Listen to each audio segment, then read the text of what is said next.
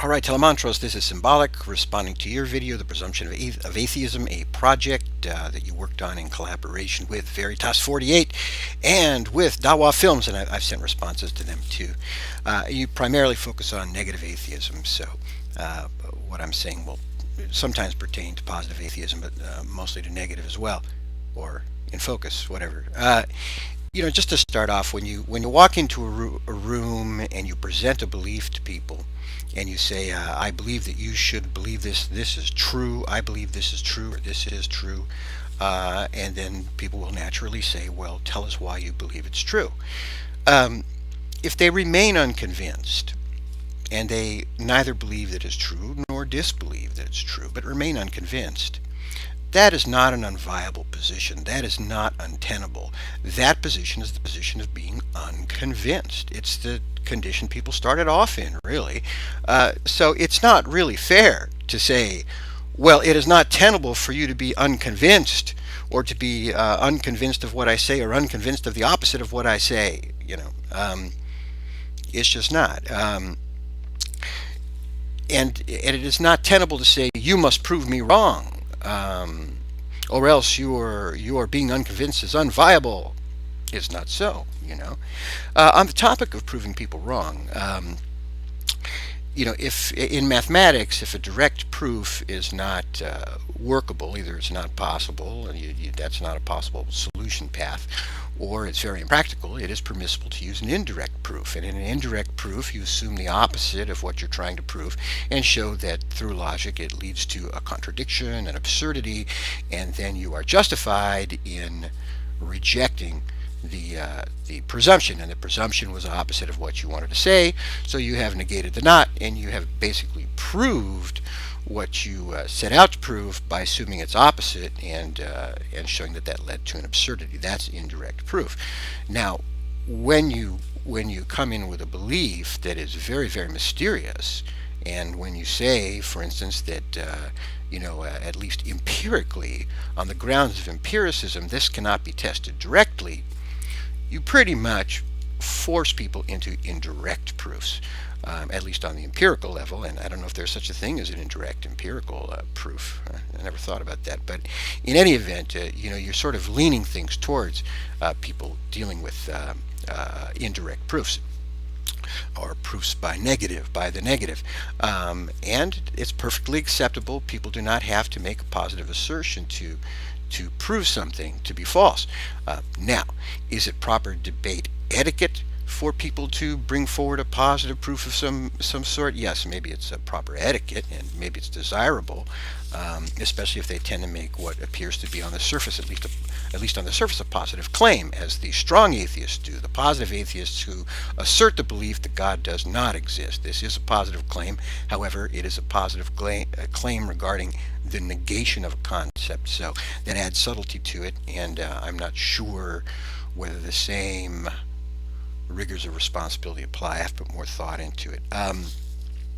In any event, if you take away the roots of positive proof, you can't really be irritated at people for resorting to negative proofs.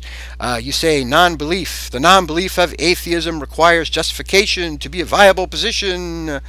No, especially if we're talking about negative atheism, it does not require a justification to be viable. It's simply the state of being unconvinced. In order for atheism to be justified in its non-belief, it needs positive arguments in its favor. No, that is not true. Now, if you're trying to persuade an audience, and you have a theist and a positive atheist, and the goal is to persuade the audience, it will be helpful for the positive atheist to have some positive arguments in their favor, because here you're tipping the scales, trying to convince people and reach their individual standards of proof. But it's certainly not necessary. You mentioned positive and negative atheism, and say you don't, it's beyond you how atheists differentiate between the two. It's very simple.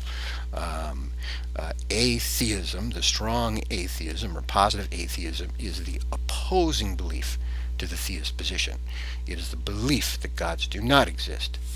Whereas Negative atheism is the complement, not the negative, not the negation, but the complement of the theistic belief. It's all the other beliefs other than theism, and it embraces strong atheism in that regard. So it's a complement rather than a negation. And it's easy to differentiate. It's simply, how does the person answer the question, do you believe in the non-existence of God? If the person says, yes, I believe in the non-existence of God, they are a strong atheist. If they say, no, I do not believe in the non-existence of God, they are a negative atheist. Of course, you probably have to ask the question also, do you believe in God? In any event, that's how you distinguish. It's not difficult at all. If one lacks a belief in God, then how do you view the probability of a God's existence? Well, you don't reach that point. You don't need to reach that point because you haven't decided yet. You're unconvinced. And aside from which, probability is a matter of numbers and how big is the sample size to draw a valid thing. Who knows how big the sample size is? So probability really doesn't work, I don't think. Or the attainability of knowledge of God. That's an epistemological question. That's not an ontological question.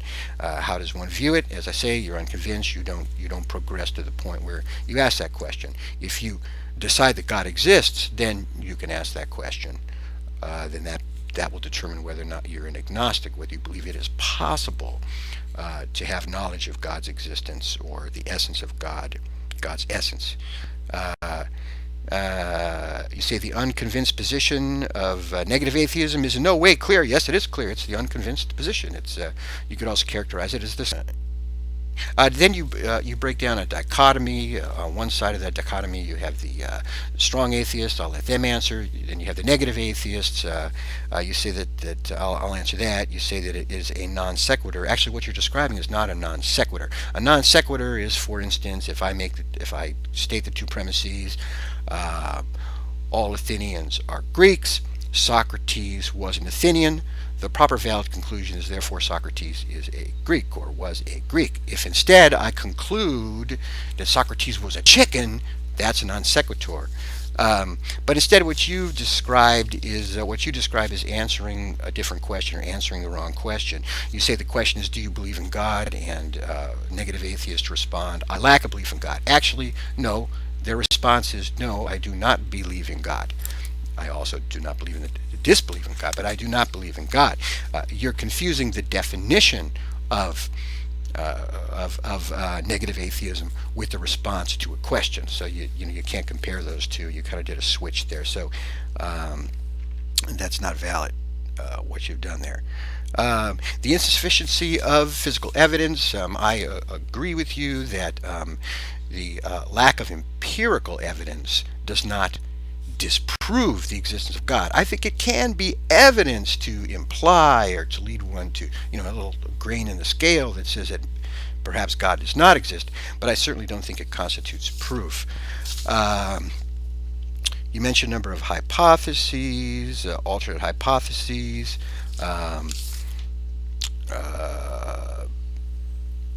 You make the statement. You mentioned some of the personal characteristics of God or attributes of God, spaceless, timeless. You also throw in a personal personality of some kind, which is a whole different type of attribute. But you mentioned maybe some physical attributes, space-time, and then you say, simply based on such predications, then it would seem that the inference made on God's existence from such events as the source of the universe, which now if you mean God by that, you're sort of assuming your conclusion, or maybe you mean the appearance of the universe, and the fine-tuning of the universe, etc., are in harmony with the attributes, are in harmony with these attributes. Well, I don't know, you kind of did a circle there, not really a true circle, but you started and you ended, and I don't know, where you mentioned harmony, a harmony between attributes and the creation of the universe, etc. Harmony is not going to prove one thing or another. I mean, for you it may constitute some sort of aesthetic evidence, but it's not by any means a proof, I don't think. I'm not going to say it's disharmonious. If those attributes are harmonious with the Big Bang, or however, or the fine-tuned universe, if you believe that's harmonious with your assumptions, that's fine. But I don't think it's proof. I can imagine all kinds of concepts and or attributes, and then find something that's in harmony with it. I don't know. I have to think more about it, but I don't think it was a valid argument there. Well, I think I've pretty much covered the whole thing. Uh, Negative atheism is very clear, it's very tenable, it's very viable. It is the unconvinced position, or perhaps the skeptical position, which is basically the way people started out before you ever came to them with a mysterious belief and asked them to agree to you and to become convinced by you. And it's just not fair to say it's not viable for you to remain unconvinced. Not fair, my friend. Take care.